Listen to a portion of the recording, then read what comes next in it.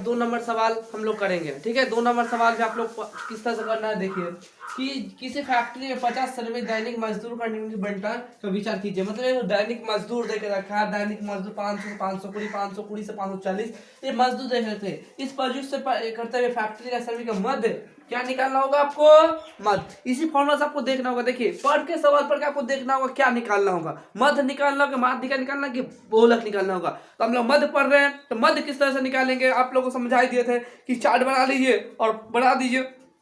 तो पहले हम लोग क्या करना होगा, चार्ट बनाना होगा। ये जो चैप्टर है, ये चैप्टर को सबसे ज्यादा जरूरत होता है चार्ट, और ये चार्ट नहीं बना पाते हैं तो आपका कुछ नहीं होने वाला है। तो इसीलिए आप चार्ट बनाने में ज्यादा फोकस कीजिए। चार्ट बना पा लीजिए तो आप लोग हो गया मैथ, समझ रहे बात। अगर चार्ट बना लिया आप लोग तो बहुत ज्यादा मतलब हो जाएगा। तो क्या करना आप लोगों को, यहाँ पे हम लोग कर देते हैं, यहाँ पे हम लोग कर देते हैं, ठीक है। तो यहाँ पे हम लोग सॉल्यूशन को थोड़ा सा और ऊपर लिख देते हैं, ठीक है। यहाँ पे हम लोग सॉल्यूशन को थोड़ा सा ऊपर कर देते हैं। यहाँ से हम लोग यहाँ पे आंसर कर रहे हैं, यहाँ पे हम लोग आंसर कर रहे हैं, यहाँ पे हम लोग आंसर कर देते हैं। पहले क्या लिखना होगा, वर्ग अंतराल। क्या लिखना होगा, वर्ग अंतराल। देखिए वर्ग अंतराल के जगह यहाँ पे आप लोग दैनिक मजदूर भी लिख सकते हैं। वर्ग अंतराल के जगह यहाँ पे क्या लिख सकते हैं, दैनिक मजदूर भी लिख सकते हैं। तो हम लोग क्या लिखेंगे, वर्ग अंतराल लिखेंगे, दिक्कत नहीं। क्या लिखेंगे, बारंबारता। क्या लिखेंगे, बारंबारता। किससे सूचित कहता है, एफ से सूचित कहता है। ये क्या हम लोग का एफ है, बारंबारता किससे सूचित कहता है, एफ से। अब क्या लिखेंगे, मध्य बिंदु व वर्ग चिन्ह। क्या लिखेंगे, मध्य बिंदु या वर्ग चिन्ह, जो भी आपको इच्छा हो वो लिख सकते हैं। या मध्य बिंदु भी लिख सकते हैं और वर्ग चिन्ह भी लिख सकते हैं। यहाँ पे एक्स कर देते हैं, ठीक है। अब देखिए यहाँ पे क्या लिखेंगे, एफ एक्स। यहाँ पे क्या कर देंगे, एफ और एक्स।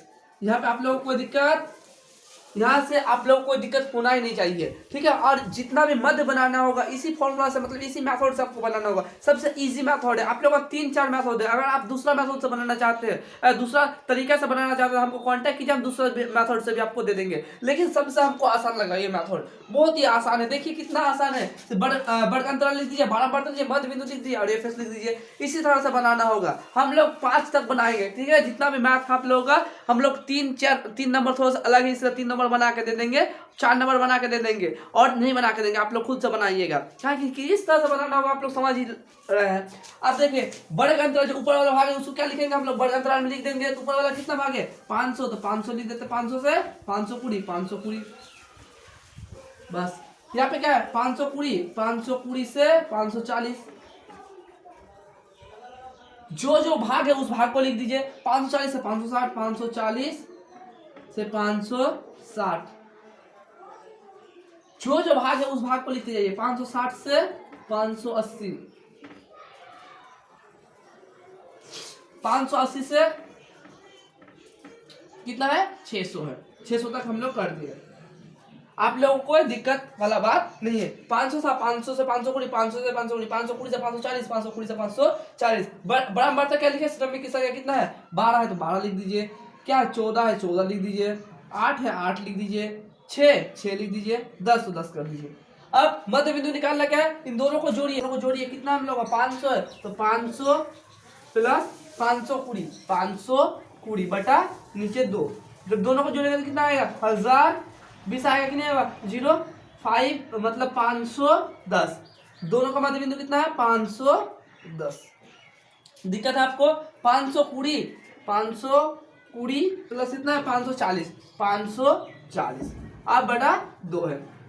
क्या होगा, 520 और 540, 0 6 10 बटा 2। 5 1 5 3 0 आया कि नहीं, 530। तो 530।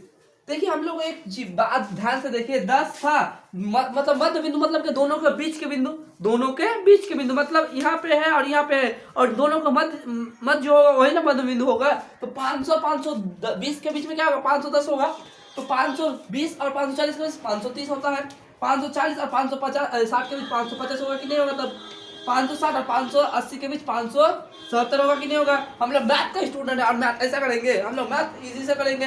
500 देखिए यहाँ पे 580 और 600 के बीच 590 हो गया। दिक्कत यहाँ से हम लोगों का दिक्कत होने वाला नहीं है। आप देखिए गुना कीजिए, जब इसको हम लोग गुना करेंगे तो गुना करेंगे किस तरह से होगा, हम लोग वही वाला देखने वाला बात है, ठीक है। तो देखिए हम लोग ऐसा ऐसा करके गुना कर दिया। अब हम लोग 12 नंबर से निकल चुका, अब हम लोग का मध्य बिंदु भी निकल चुका है। तो 151/12 जब गुना करेंगे तो क्या है 2 और 10 1 और 5 मतलब 5 इतना आया था। पूरा गुना करके हम लोग इसको लिख दिए। कोई दिक्कत वाला बात है आपको? यहाँ से 12 और यहाँ पे थोड़ा सा जीरो कर दिया था, लेकिन जीरो नहीं होगा, ठीक है। 12 से 510 को गुना करें 612, तो जीरो लगा दिए। पूरा गुना करके हम लोग लिख दिए। अब क्या करना हम लोग को? कुल योग लिखना है कि नहीं है? कुल योग। तो कुल योग कौन सा करना है? ई वाला करना है और ई वाला करना है। टोटल जब जोड़ करेंगे तो कितना आएगा हम लोग का? 50 आएगा कि नहीं आएगा? टोटल जोड़ करने पर कितना आएगा हम लोग का? 50। यहाँ 50 लिख दिए। अब जब टोटल जोड़ करेंगे तो कितना आएगा हम लोग का? 27260। ये हम लोग का आ चुका है। ये हम लोग का चार्ट बन चुका है और ये चार्ट ही हम लोग का सबसे ज्यादा इंपॉर्टेंट है। यही चार्ट अगर बना लीजिएगा ना परीक्षा में तो कम से कम आपको 3 नंबर ऐसा ही मिल जाएगा। ये चार्ट ऐसा मतलब इंपॉर्टेंट है कि चार्ट से आपको मैप का रूप और रेखा दोनों बदल सकता है। समझ गए बात? ये जो चार्ट है, ये चार्ट ही से आप लोगों का मसाला वाला चार्ट मत समझिए।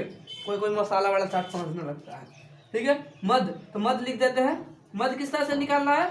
सिग्मा fx सिग्मा f, मतलब कुल योग नहीं लिखेंगे, यहाँ पे सिग्मा कर देंगे। सिग्मा fx का मान कितना है? 260 और f का मान कितना है? 50, तो 50 कर देते हैं। 0 0 काट देते तो कितना आएगा हम लोग टोटल भाग करके? तो हम लोग का जब भाग करेंगे इसको काटेंगे तो कितना आएगा? तो मतलब भाग कर देते हैं, तो भाग करेंगे तो 545.20। बस हम लोग का यही आंसर है। आप लोग समझ सकते हैं किस तरह से हम लोग ये मैथ बना लिए, ठीक है। तो अब हम लोग 3 नंबर सवाल बनाएंगे, क्या 3 नंबर सवाल थोड़ा सा अलग है, इसलिए 3 नंबर बना के देंगे।